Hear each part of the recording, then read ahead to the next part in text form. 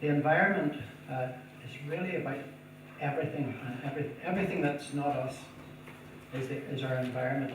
It could be a health environment, an educational environment.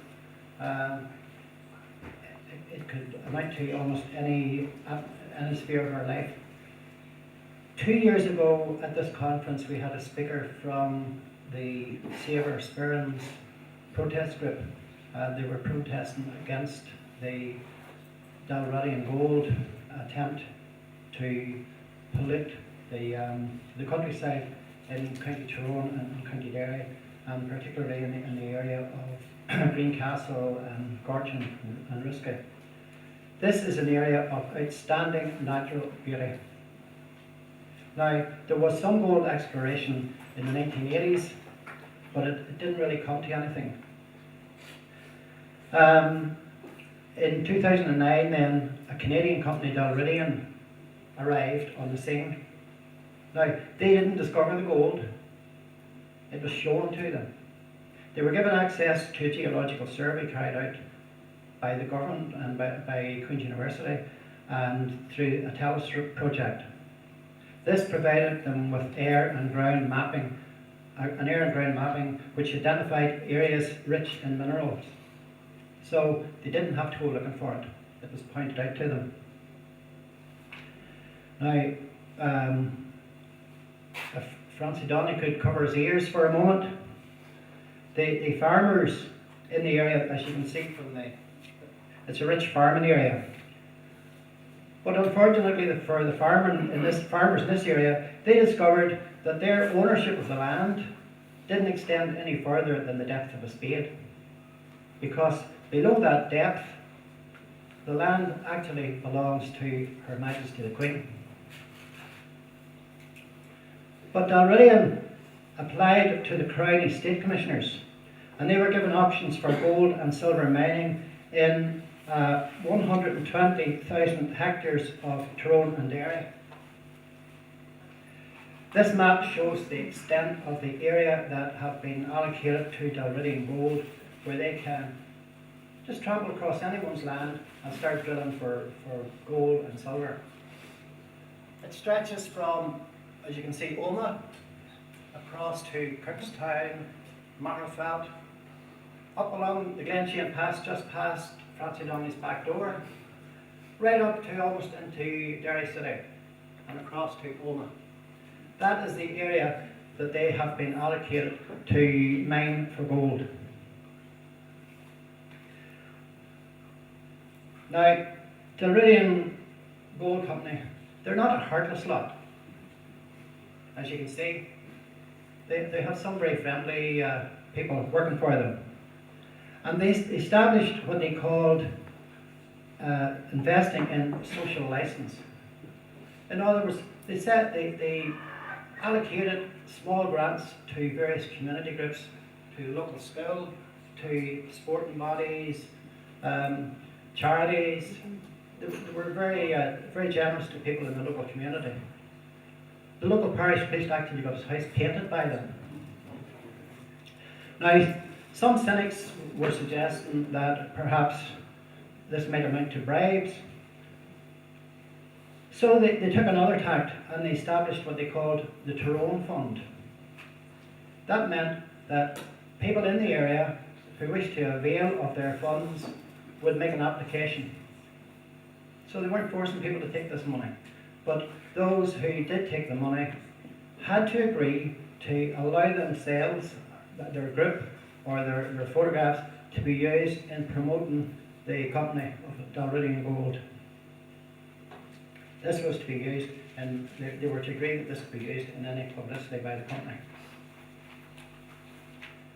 In January of 2014, they were granted planning permission for a 3-year exploration mine. This involved a 2-kilometre tunnel and associated exploration under the mountains that we saw earlier on. They've set up camp on the banks of the Old Killy River.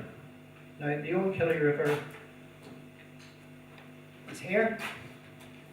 The Old Killy River is in an area it's a special area of conservation because it contains freshwater pearl mussels, the presence of otters, and it's also a salmon spawning ground. So it's quite, in terms of the environment, quite a precious area. They were not required to carry out an environmental impact assessment, but there were some conditions attached to their planning permission. In fact, there were 44 conditions that were applied to them. Two of them, number 25 and 26, were eventually withdrawn because Dalradian Gold complained that they couldn't fulfill those conditions. So the department withdrew them.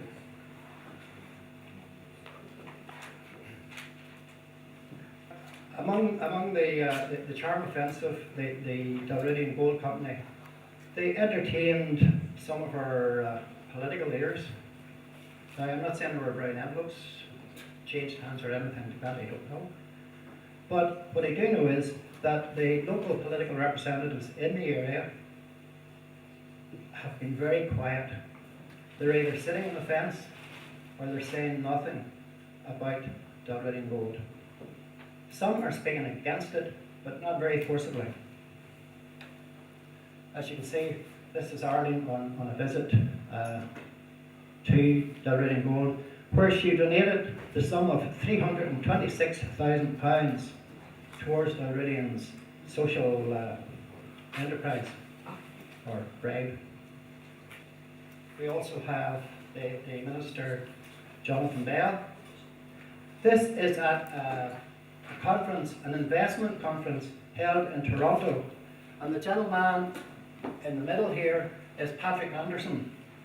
Patrick Anderson is the Chief Executive Officer of, or the CEO of Dalradian Gold. A former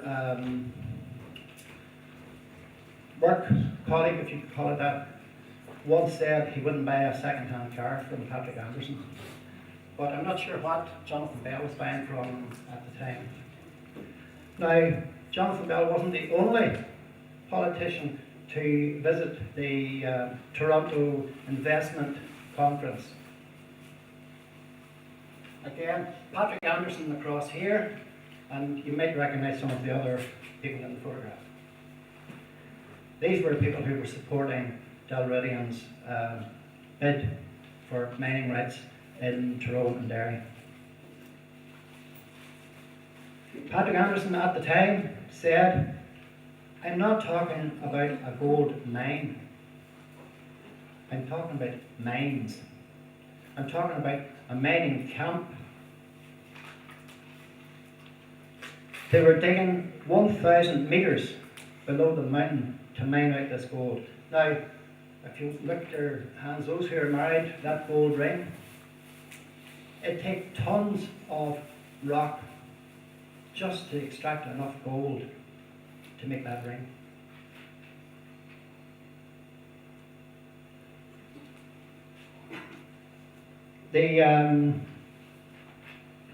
It was at some point at this, around this, that when Dalradian were putting out their bid for public consultation, they kept back a lot of information. They didn't tell the people exactly what was happening. They didn't tell them that there would be a toxic waste dump, that there would be cyanide, a cyanide processing plant, that there would be a tailings pond with contaminated rock. And all these toxins and all this contamination is less than half a mile away from the village of Greencastle and less than half a mile away from Greencastle Primary School. Now, this stuff floats in the air, it blows in the wind, and if the wind's going in the right direction, those children are inhaling toxic fumes.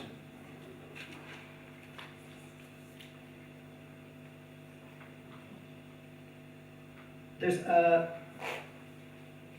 suppose at this time, a rather insignificant road, the Green Road. That's it there. Now this road in Greencastle is used by local walkers, joggers, cyclists, as well as local access for farmers.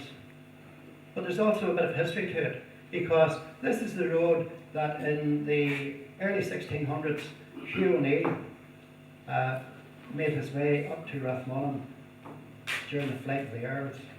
So there's a bit of a history. But Dalradian have applied to have that road closed to the public. Now, fortunately, following a lot of protests, that was prevented from happening, although as far as I know, Dalradian are appealing that. So they're wanting the road closed. But in any case, the road service have been widening the roads, they've been upgrading the roads, even before planning permission was granted. They were doing everything in their power to facilitate Dalradian Gold. Those places, DG is Dalradian Gold, but other companies have now got in on the act as well. So you have Koza from Turkey, have taken a stretch. Oma Minerals is another Canadian company, and they're dipping their oar in as well. Now, recently, 2 of Dalradian's licences expired for area DG3 and DG4. Their licence expired, but they carried on working. And then, following protests from the local community, the work was stopped and they had to reapply. The department said there would be a 6-week consultation period, and hundreds of protest letters were submitted by the local community opposing the renewal of this licence. Nevertheless, the licence was renewed. Short time after that, DG1 and DG2 in December of 2017, DG1 and DG2 also expired. But this time, very quickly, without any consultation, their licences were renewed. On the 29th of September, just going back a little bit, consent was given by the NIEA to discharge toxins into the River Killy that we saw earlier on. The toxins were at a controlled level. They were told how much they were permitted to discharge into the river, but the amounts that they were permitted were well over the limits of what would be regarded as safe. At the time, the local manager, he was portraying the water processing as a very effective way of dealing with the water, and that the water that they would be discharging would be pure, clear water. They even published nice glossy brochures to show this. He was asked, would he be prepared to drink a glass of water from this? He still hasn't answered. The toxins that they are taking, purifying from the water, include those I mentioned earlier: zinc, mercury, cadmium, iron, copper, chromium, nickel, arsenic, lead, all heavy metals, and this is what is being discharged into the Owen Killy River, which makes its way down towards Omagh and then into the River Foyle. So it stretches a long, long way. I'm glad to say that currently, that when their planning permission was finally granted there a few months back, the details they had were not the details that were given to the local community. There was 10 pages of details that were not given to the local community. So I'm very glad to say that the Safer Sperrins Group have won a court case which grants them permission to, or grants them leave to appeal against the planning decision. So that is what's been going on in Dalradian. Just another piece of information. Dalradian, as part of their exploration, drilled over 600 boreholes down into the earth, trying to establish where the gold seams were running and the depth they were at.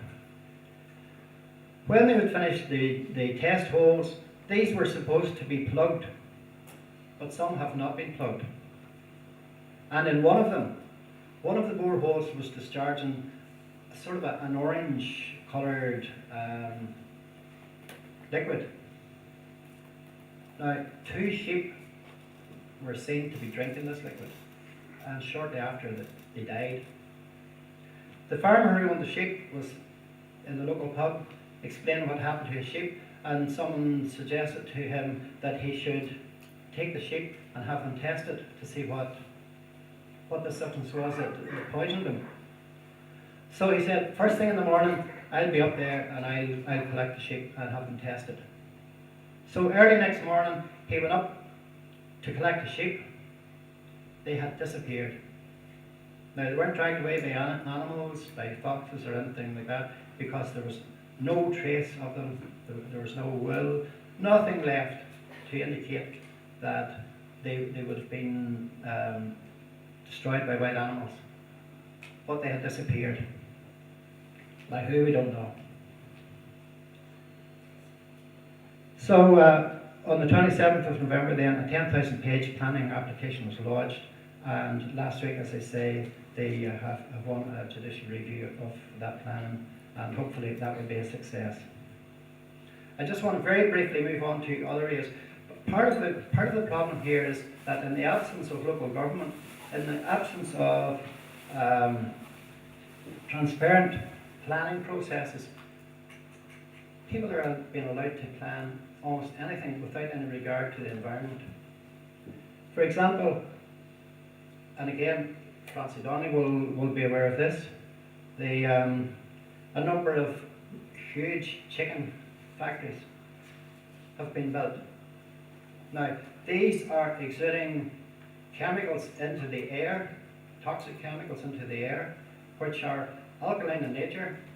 And just behind Francie Donnelly's house, there's Ballinahone Bog, which depends on the acidity of the bog for its growth. It's being destroyed. And when these people are applying for planning permission, none of that is considered. Huge pig factories are being given planning permission. There is no plan for what to do with the waste material.